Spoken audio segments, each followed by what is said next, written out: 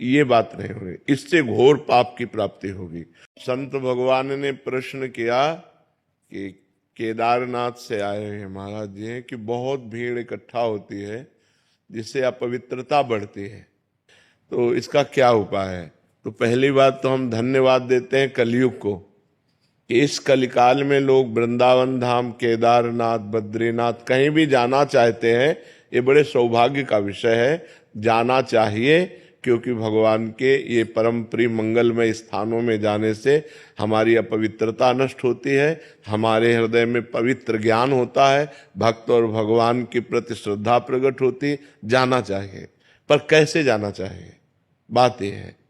हमारे को भगवद यात्रा करने पहले दिमाग में ये बात ध्यान रखनी चाहिए, कोई भी संसारिकता जैसे पति पत्नी के संबंध है, गर्लफ्रेंड बॉयफ्रेंड, पिकनिक मनाना या इधर उधर इंद्रियों का दुलार करना, ये बात नहीं होगी, इससे घोर पाप की प्राप्ति होगी। जहां आपको निष्पाप होने का स्थान भगवान ने बनाया है, यहां जब तप करोगे, व्रत उपवास करोगे तो तुम्हारा मंगल होगा। तीर्थों में उपवास करना चाहिए, चाहे भले एक दिन उपवास करे, खान पान का संयम रखे और ब्रह्मचर्य से रहे।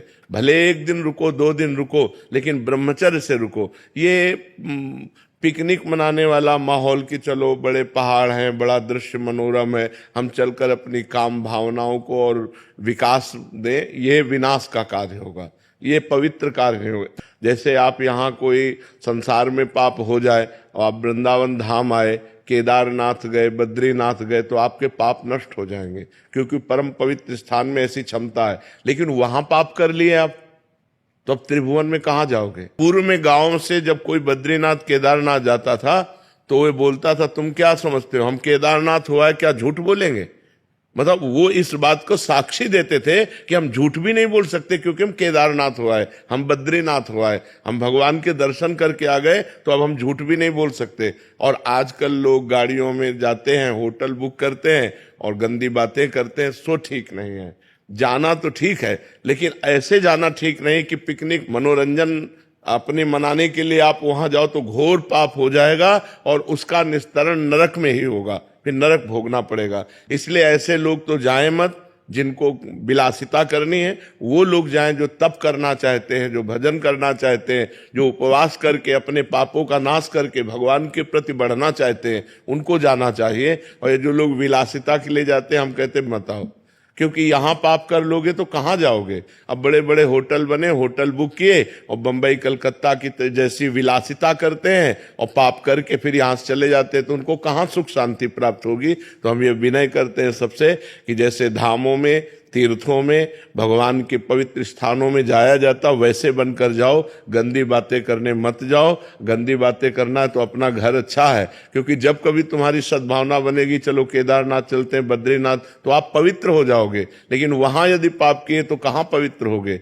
दुनिया में कौन सा स्थान है जो इन पवित्र स्थानों में, भगवत धामों में पाप करने के बाद आप पवित्र हो सको। इसलिए ये भीड़ तो हम प्रणाम करते हैं, कम से कम कलयुग में लोग संतों के प्रति या भगवान के, नहीं तो कहा गया मंदिर सूने सूने होंगे, भरी रहेंगी मधुशाला, नहीं कहा गया कि कलयुग का प्रभाव ऐसा बढ़ेगा कि मंदिर में कोई जाएगा नहीं और शराब के ठेके में लाइन लगी रहेगी। तो आज तो कम से कम इतनी श्रद्धा है, हम ये देख रहे हैं, इतनी श्रद्धा है कि लोग भगवत धामों में, भगवत मंदिरों में जाते हैं, पर उनमें कुछ लोग ऐसे होते हैं जो अपवित्रता फैलाते हैं, जो गंदी बात करते हैं, वो ठीक नहीं है। मगर धामों में तो अवश्य जाना चाहिए। भगवान ने कृपा करके अपने धाम को, जैसे बद्रीनारायण विशाल भगवान विराजमान है, जैसे केदारनाथ भगवान, काशी विश्वनाथ, 12 ज्योतिर्लिंग पूरे, भगवत धाम अयोध्या, भगवत धाम वृंदावन, ये सब इसीलिए प्रकाशित है कि जीव से भूल हो जाए, पाप बन जाए, गलती बन जाए, तो इन धामों में, तीर्थों में आने मात्र से, उपवास नाम जप आदि करने मात्र से वो पूर्ण निष्पाप हो जाता है। महाराज जी, कुछ लोग आते हैं कि जो पुण्य कार्य करते हैं, यहाँ भंडारा आदि या शबील आदि लगा ली, जिससे महाराज जी फिर उसके बाद कप वहीं पड़े हैं पूरे नहीं, ये उनको पाप लगता है, क्योंकि धाम में आकर आप पुण्य की भावना से अपवित्रता फैला रहे हो। ये जो दोना पत्तल खा पी के इधर उधर बोतलें फेंक देना है, ये अपवित्रता है।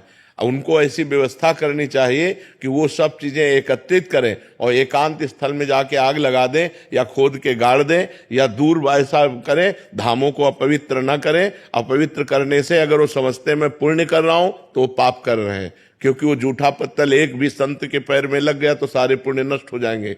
जो पवाया है और जो पाया है, दोनों को, पाने वालों को भी चाहिए और पवाने वालों को भी चाहिए कि वो इस बात का ध्यान रखें कि भगवत धामों को अपवित्र ना करें, भगवत धामों को गंदा ना करें। कि जहां मन आया मसाला खा के थूक दिया, जहां मन आया दोना और पानी की बोतल, ऐसे प्लास्टिक, वो भगवत धाम है, वो अपनी गाड़ी में रख लो और कहीं एकांत में जाकर उनको हटा दो, वो बात अलग है, लेकिन धामों को, तीर्थों को अपवित्र ना किया जाए। महाराज जी, हाँ, हम सेवा कार्य क्या करें? धाम में जब आए तो क्या कोई सेवा करनी चाहिए? सबसे पहली सेवा है कि आप धाम को गंदा मत करो, ना इंद्रियों की विलासिता के द्वारा और ना कोई बाहरी आचरण के द्वारा। और दूसरी सेवा यह है कि खूब नाम जप करो, धाम में आकर ग्रंथों का पाठ करो, एक दिन, कम से कम एक दिन उपवास करो, और जिस तीर्थ में आए हो वहां तीर्थ की महिमा सुनो, उसके अनुसार वास करो, तो ये धाम की सेवा हो जाएगी, तुम्हारा मंगल हो जाएगा, तुम्हारा पवित्र हो जाएगा, जीवन तुम्हारा सुखमय हो जाएगा। नहीं तो लोग धाम में जाते, अब जैसे पाप की भावना है और आप जा रहे हो तो हो सकता है आप दर्शन ही ना पाओ। तो अगर भाव से जाओगे तब तो मंगल होगा, अगर भाव से नहीं जाओगे तो इन्हीं धामों के जाने से आपका मंगल हो जाएगा। इसलिए आप अपनी धाम की सबसे बड़ी पवित्रता को यह है कि आपके द्वारा कोई अपवित्र आचरण, आपके द्वारा अपवित्र किया न हो तो धाम की सेवा बन गई।